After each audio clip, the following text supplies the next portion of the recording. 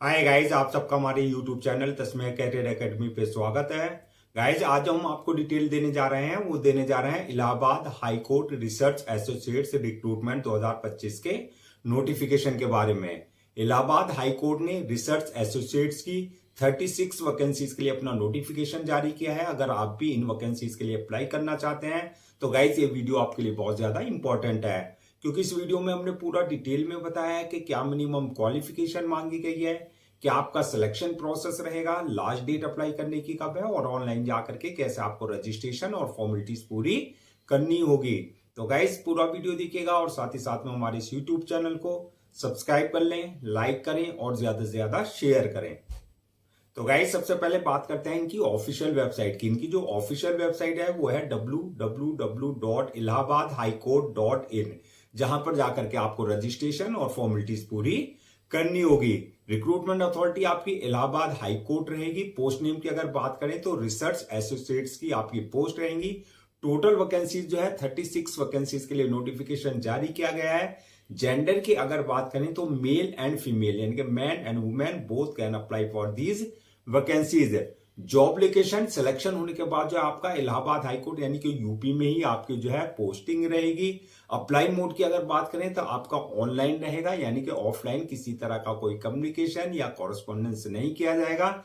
Registration जो start होंगे वो 15 मार्च 2025 से जो है इनके रजिस्ट्रेशन स्टार्ट हो जाएंगे और लास्ट डेट जो है रहेगी रजिस्ट्रेशन की यानी कि अप्लाई करने की वो रहेगी 1 अप्रैल 2025। यानी कि 1 अप्रैल 2025 से पहले पहले आपको इनकी ऑफिशियल वेबसाइट पर जाकर के अपना रजिस्ट्रेशन और फॉर्मेलिटीज पूरी करनी होगी। अब एग्जाम डेट और इंटरव्यू डेट की अगर हम बात करें तो ये जुलाई 2025 में जो आपका एग्जाम और इंटरव्यू लिया जाएगा आपका।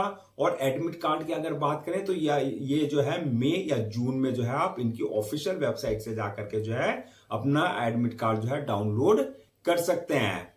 अब नेक्स्ट बात करते हैं कि एप्लीकेशन फीस क्या रखी गई है। तो एप्लीकेशन फीस की अगर हम बात करें तो सभी कैटेगरीज वालों के लिए, चाहे आप जनरल में आते हैं, चाहे ओबीसी में, चाहे एससी में, एसटी वालों के लिए, ईडब्ल्यूएस वालों के लिए, सभी कैटेगरीज वालों के लिए जो है एप्लीकेशन फीस जो है 500 रुपए रखी गई है। एप्लीकेशन फीस के मोड की पेमेंट की अगर बात करें, पेमेंट मोड की, तो ये आपका ऑनलाइन रहेगा यानी कि at the time of registration आप अपने debit card, credit card, net banking, UPI, IMPS या जो अदर्स मोड है वहां पेमेंट गेट पे है उसके थ्रू जो है आप अपनी एप्लीकेशन फीस जो है डिपॉजिट कर सकते हैं। अब नेक्स्ट बात करते हैं कि एलिजिबिलिटी क्राइटेरिया क्या मांगा गया है, यानी कि क्या मिनिमम एजुकेशनल क्वालिफिकेशन मांगी गई है। तो एजुकेशनल क्वालिफिकेशन की अगर बात करें तो आपके पास लॉ डिग्री होनी चाहिए, यानी कि आपने जो है 5 इयर्स लॉ डिग्री या 3 इयर्स लॉ डिग्री आपने कंप्लीट किया होना चाहिए। या तो आपने 5 साल वाला लॉ कर रखा हो या 3 इयर्स वाला लॉ कर रखा हो तो आप इन वैकेंसीज के लिए अप्लाई कर सकते हैं, यानी कि फ्रेशर्स से अप्लाई कर सकते हैं। आपको किसी तरह की कोई जो है एक्सपीरियंस रिक्वायर्ड नहीं है, एक्सपीरियंस नहीं मांगा गया है। दूसरा, अगर आप फाइनल ईयर में या फाइनल सेमेस्टर में आप अपेयर हो रहे हैं, एग्जाम में अपेयर हो रहे हैं तो तब भी आप जो है इन वैकेंसीज के लिए अप्लाई कर सकते हैं। यानी कि फाइनल ईयर वाले जो 5 इयर्स है, चाहे वो 3 इयर्स है, अगर आप फाइनल सेमेस्टर या फाइनल ईयर में भी हैं तो तब भी आप इन वैकेंसीज के लिए अप्लाई कर सकते हैं। एज लिमिट की अगर बात करें तो एज लिमिट मिनिमम 21 साल और मैक्सिमम 26 साल रखी गई है, यानी कि 21 और 26 के बीच में अगर आपकी एज है तो आप इन वैकेंसीज के लिए अप्लाई कर सकते हैं। एज रिलैक्सेशन की अगर बात करें तो as per government rules and regulation जो रिजर्व कैटेगरीज वाले हैं, जैसे आपका एससी है, एसटी है, ओबीसी है, जो उन्हें एज रिलैक्सेशन दिया जाता है वो आपको जो है एज पर नॉर्म्स जो है एज रिलैक्सेशन प्रॉपर दिया जाएगा। अब बात कर लेते हैं कि नेक्स्ट के सिलेक्शन प्रोसेस क्या रहेगा। तो सिलेक्शन प्रोसेस की अगर हम बात करें तो मल्टीपल स्टेजेस रहेंगी। तो फर्स्ट स्टेज जो रहेगी नंबर 1 पे वो रहेगी आपकी स्क्रीनिंग टेस्ट की। जो स्क्रीनिंग टेस्ट क्वालिफाई कर लेंगे, दूसरी स्टेज रहेगी उनके लिए इंटरव्यू की, और जो इंटरव्यू क्वालिफाई कर लेंगे थर्ड स्टेज रहेगी उनकी डॉक्यूमेंट्स वेरिफिकेशन की, यानी कि at the time of registration जो आपने अपने डॉक्यूमेंट्स अपलोड किए हैं वो सारे डॉक्यूमेंट्स जो आपके ओरिजिनल चेक किए जाएंगे यानी कि वेरीफाई किए जाएंगे। और लास्ट स्टेज जो रहेगी मेडिकल एग्जामिनेशन की, यानी कि जिस पोस्ट के लिए आपने अप्लाई किया है ये देखा जाएगा कि उसके लिए आप फिजिकली और मेंटली पूरी तरीके से फिट हैं या नहीं है। तो ये मल्टीपल स्टेजेस रहेंगी जो आपको क्लियर करनी होगी। अब बात कर लेते हैं सैलरी की। तो सैलरी की अगर बात करें तो 25,000 पर मंथ, यानी कि हर महीने जो आपको 25,000 रुपए सैलरी दी जाएगी। यहां पर एक मोस्ट इंपॉर्टेंट बात यह है कि ये जो आपकी वैकेंसीज जारी की गई हैं, ये आपकी कॉन्ट्रेक्चुअल बेसिस पर रहेगी, यानी कि आपको पहले जो है 1 ईयर के लिए कॉन्ट्रैक्ट दिया जाएगा, यानी कि 1 साल के लिए रखा जाएगा, और जरूरत पड़ने पर जो है आपका जो है कॉन्ट्रैक्ट एक्सटेंड कर दिया जाएगा। अब बात कर लेते हैं कि आपको जो है अप्लाई करने से पहले क्या क्या डॉक्यूमेंट्स रिक्वायर्ड है, यानी कि क्या क्या डॉक्यूमेंट्स आपको रेडी रखने हैं। तो सबसे पहले जो है आपको जो डॉक्यूमेंट्स, जो आपकी एकेडमिक क्वालिफिकेशन है या जो आपकी प्रोफेशनल क्वालिफिकेशन है, चाहे वो आपने सेमेस्टर वाइज किया है, चाहे वो आपने ईयर वाइज किया है, वो सारे डॉक्यूमेंट जो है आपके सर्टिफिकेट्स, आपकी मार्कशीट, वो आपको जो है स्कैन कॉपी करा करके रखना है। दूसरा आपका जो है डेट ऑफ बर्थ, यानी कि अगर आपका बर्थ सर्टिफिकेट में, यानी कि डेट ऑफ बर्थ अगर आपकी 10th की मार्कशीट में मेंशन नहीं है तो बर्थ सर्टिफिकेट आपके पास कंसर्न अथॉरिटी से होना चाहिए। इसी तरीके से आपके पास जो है इनकम सर्टिफिकेट, अगर आप EWS यानी कि इकोनॉमिकली वीकर सेक्शन का कोई रिजर्वेशन ले रहे हैं तो आपके पास जो इनकम सर्टिफिकेट आपके पास कंसर्न अथॉरिटी से होना चाहिए। डिसेबिलिटी सर्टिफिकेट, यानी कि अगर आप किसी तरह का फिजिकल हैंडीकैप का कोई रिजर्वेशन ले रहे हैं तो डिसेबिलिटी सर्टिफिकेट आपके पास कंसर्न अथॉरिटी से होना चाहिए। इसी तरीके से कास्ट सर्टिफिकेट, यानी कि अगर आप SC ST OBC का किसी भी कास्ट का कोई रिजर्वेशन ले रहे हैं तो कास्ट सर्टिफिकेट आपके पास कंसर्न अथॉरिटी से आपके पास होना चाहिए।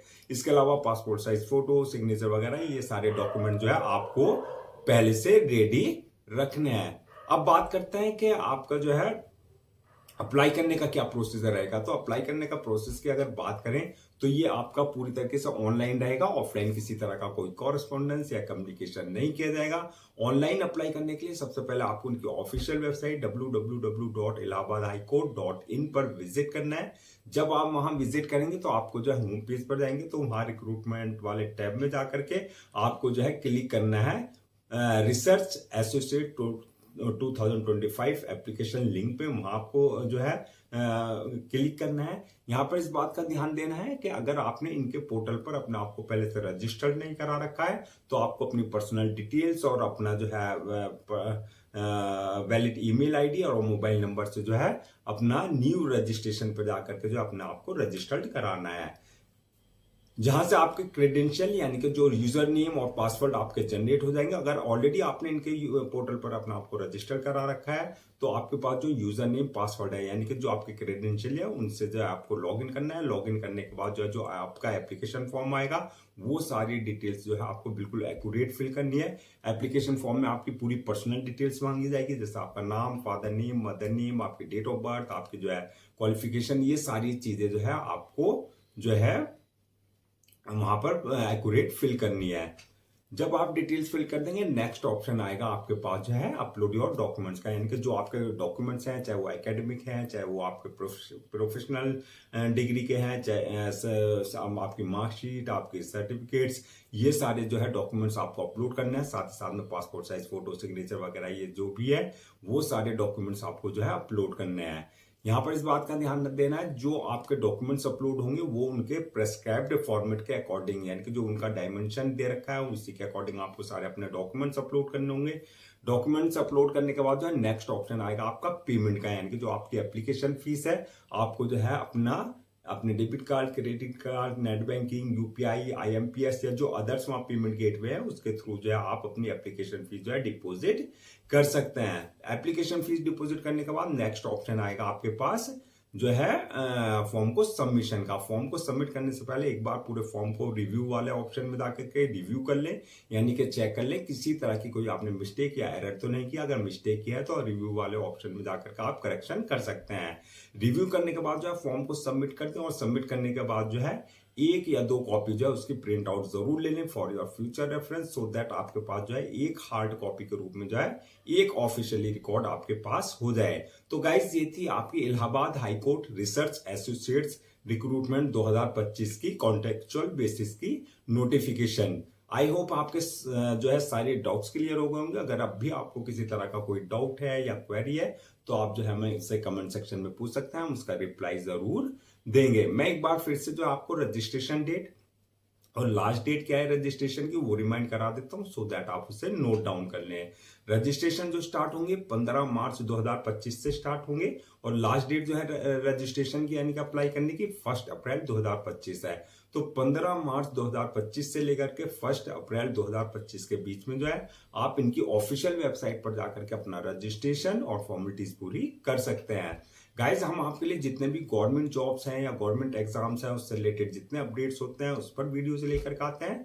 इसके साथ साथ जो है आपके लिए प्रॉपर कैरियर गाइडेंस पर वीडियोज लेकर के आते हैं। अगर आप भी चाहते हैं कि आपको प्रॉपर कैरियर गाइडेंस मिलती रहे, साथ ही साथ में आपको गवर्नमेंट जॉब्स और गवर्नमेंट एग्जाम्स के पूरे अपडेट्स मिलते रहे, तो आप लोगों से मेरी रिक्वेस्ट है आप हमारे इस यूट्यूब चैनल को सब्सक्राइब कर लें, लाइक करें और ज्यादा से ज्यादा शेयर करें।